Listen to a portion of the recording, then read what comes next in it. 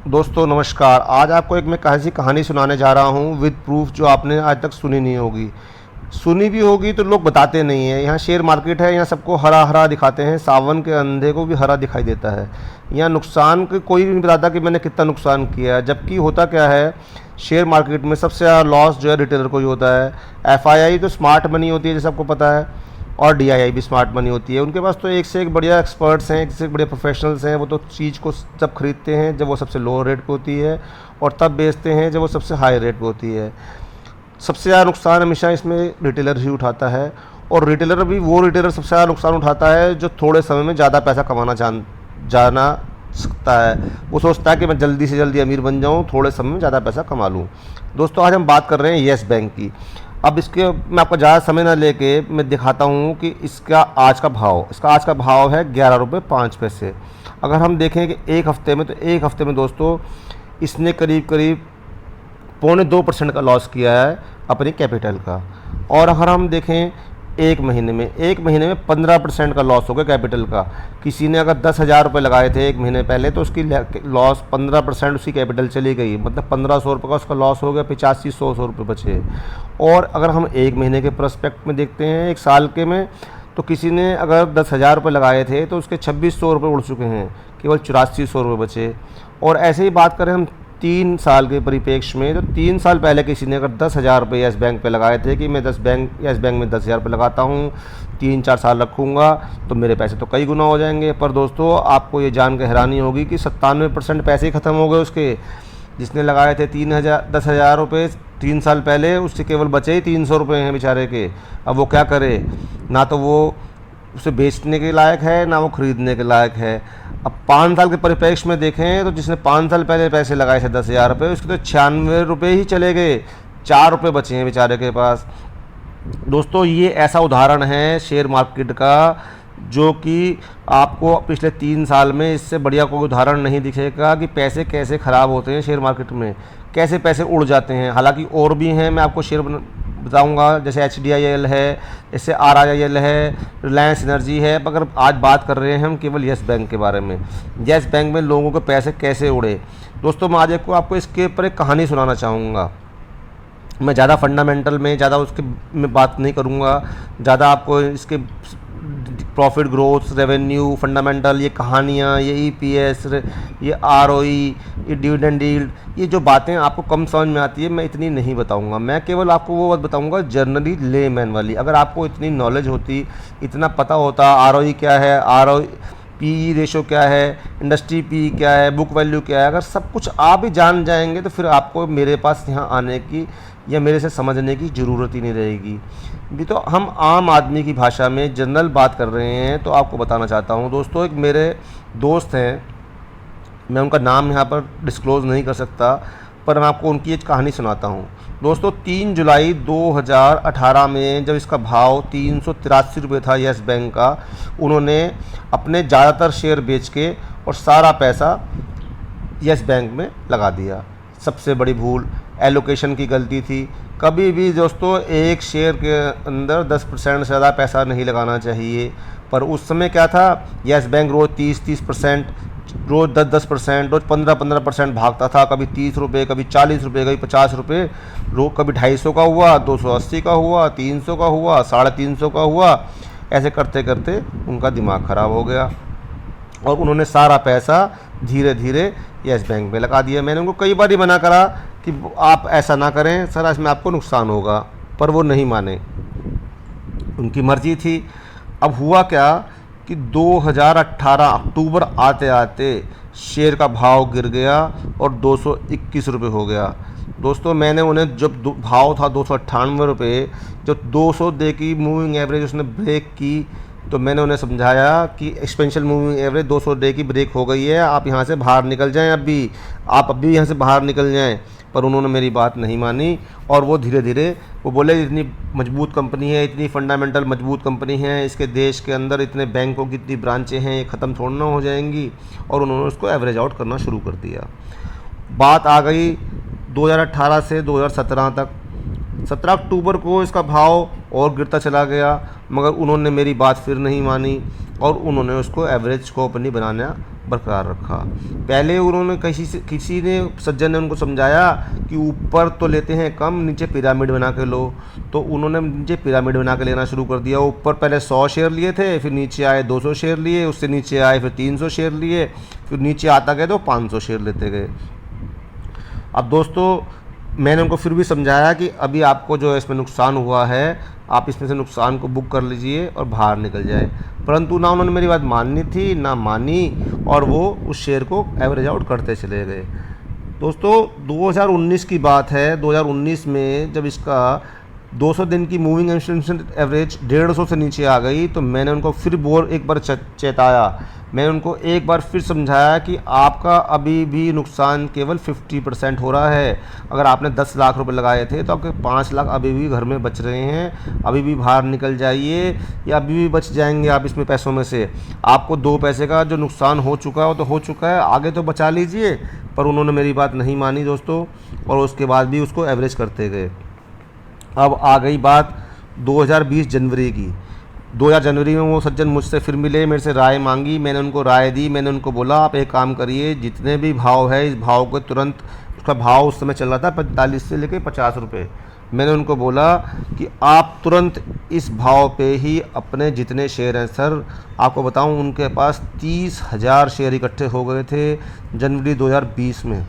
Average out करने के चक्कर में उन्होंने सारे अपने स्टॉक बाकी बेच के और बस येस बैंक में भर लिए। और गवर्नमेंट ने उसके ऊपर, सेबी ने उसके ऊपर रोक लगा दी थी कि 30% शेयर तो उनमें से उसमें बिक भी नहीं सकते थे। मैंने उनको फिर समझाया कि जितने बिक सकते हैं इनको बेच लो, इनको बेच के निकल जाओ। कम से कम आपके पास जो पूंजी थोड़ी बहुत बची है उसको 10% जो पूंजी है उसको निकल के एक अच्छी कंपनी इन्फोसिस में लगा दो। जनवरी की बात है, आपको बता रहा हूँ। जी हाँ, 2020 जनवरी की बात है। कोई मैं आपको बहुत पुरानी 20-25 साल पुरानी बात नहीं बता रहा हूँ। उस समय इन्फोसिस का भाव था 1230 रुपये के आसपास। मैंने उनको बोला कि जितना पैसा बचा है इसको निकाल के इन्फोसिस में लगा दो, तो आपके पैसे इसमें कम से कम घटेंगे नहीं, बढ़ेंगे तो बढ़ेंगे ही मगर घटेंगे नहीं। मगर उन्होंने मेरी बात फिर भी नहीं मानी। और साथियों मैं आपको बताना चाहता हूँ, आप साइकिल चलाते होंगे, अभी नहीं चलाते होंगे, बचपन में चलाई होगी, स्कूल टाइम में चलाई होगी, या कुछ लोग तो अभी भी साइकिल चलाते होंगे। कभी भी आप साइकिल चलाएंगे हवा के रुख के साथ ही आपकी साइकिल बढ़िया चलती है।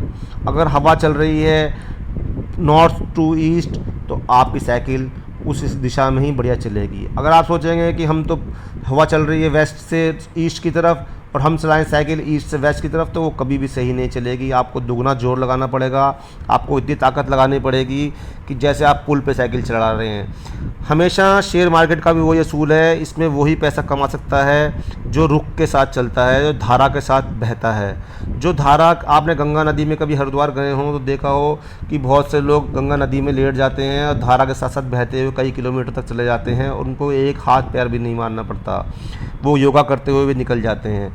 मगर जो लोग धारा के विपरीत केवल नदी को पार करने की चेष्टा भी करते हैं दोस्तों, कई लोग उसमें से डूब भी जाते हैं। और बहुत ही एक्सपर्ट, बहुत ही तैराक आदमी ही केवल उस नदी की धारा को पार कर पाता है, वो भी नदी की विपरीत दिशा में चल नहीं पाता, स्विंग नहीं कर पाता। पर वो मेरे जो मित्र थे उन्होंने नदी के विपरीत दिशा में चलने का प्रयास किया, साइकिल को उल्टी हवा में चलाने की कोशिश की और उसका निर्णय ये हुआ, आज शेयर का भाव सबको पता है 11 रुपये है। जिसके पास 30,000 शेयर आज की डेट में हैं 11 रुपये के, तो आप लगा लीजिए कि उनकी एवरेज क्या बनी होगी और उनको कितना नुकसान हुआ होगा।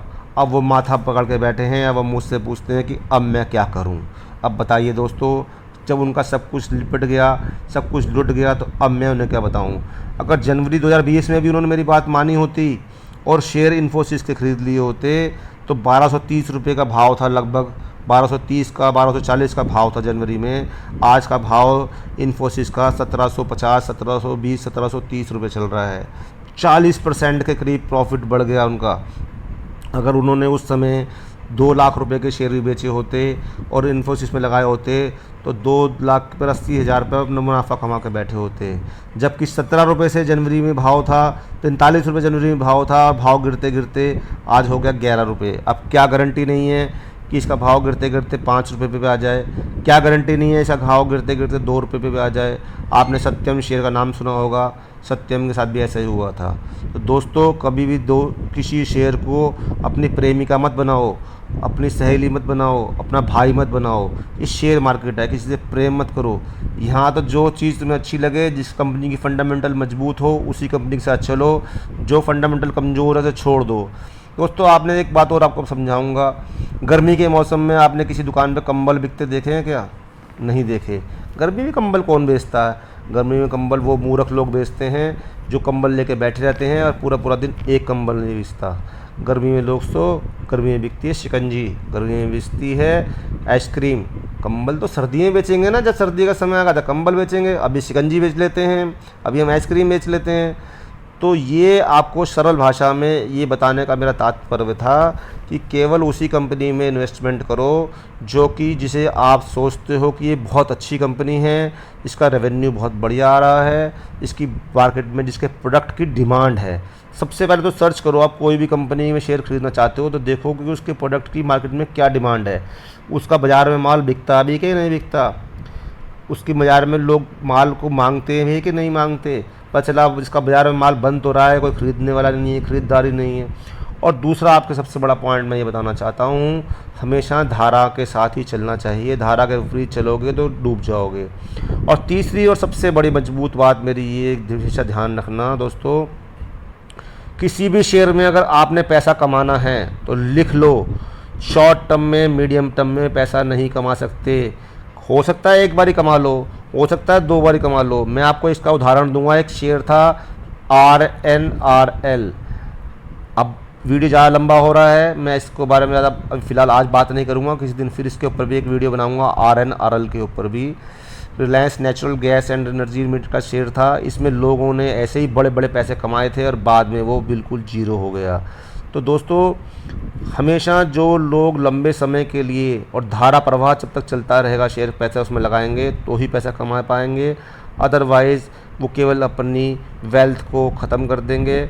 और बाद में जैसे मैं अपने मित्र के बारे में बता रहा हूँ, आज जिनके पास आज 30,000 शेयर हैं यस बैंक के, आपको कहो तो मैं उनका स्क्रीनशॉट भी दिखा सकता हूँ, पर वो उन्होंने अपनी प्राइवेसी के कारण ये मुझे अब इसकी इजाज़त नहीं दी है, इसलिए मैं नहीं दिखा रहा हूँ।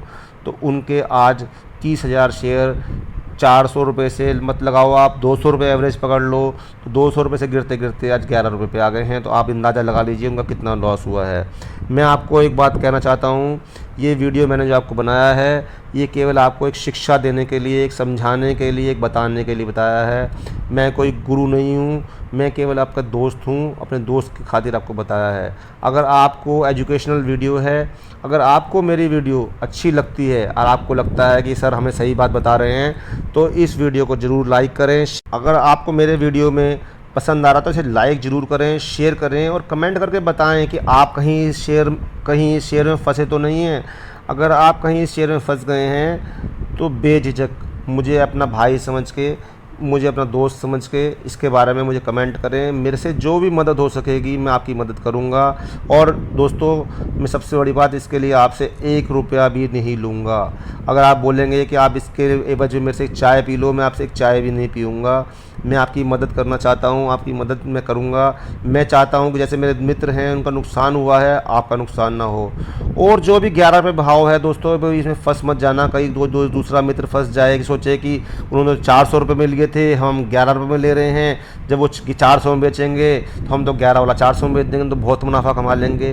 तो ये गलती मत करना। मैं आपको हमेशा 200 डेज मूविंग एवरेज की बात करता हूँ। आप बोलते होगे सर 200 डेज मूविंग एवरेज क्या होती है? 200 डे मूविंग एवरेज ये होती है कि पिछले 200 दिनों में शेयर ने 200 दिन के अंदर शेयर कहाँ पर रहा, उसके 200 दिन की जो एवरेज प्राइस था वो क्या रहा, उसको बोलते हैं 200 डेज मूविंग एवरेज। आप ज़्यादा दूर मत जाइए, छोटी बात समझिए कि अब यह गलती से भी येस बैंक में फंस ना जाएं। और अगर आप फंसे हैं तो कृपया मुझे कमेंट करके बताएं। और मेरी बात आपको अच्छी लगती हो तो कृपया इस शेयर ज़रूर करें इस बात को, मेरे वीडियो को, और लाइक करें, जिससे कि दूसरा कोई साथी, आपका दोस्त मित्र फंसा हुआ हो तो उसकी भी सहायता हो सके। धन्यवाद दोस्तों, शुभ रात्रि।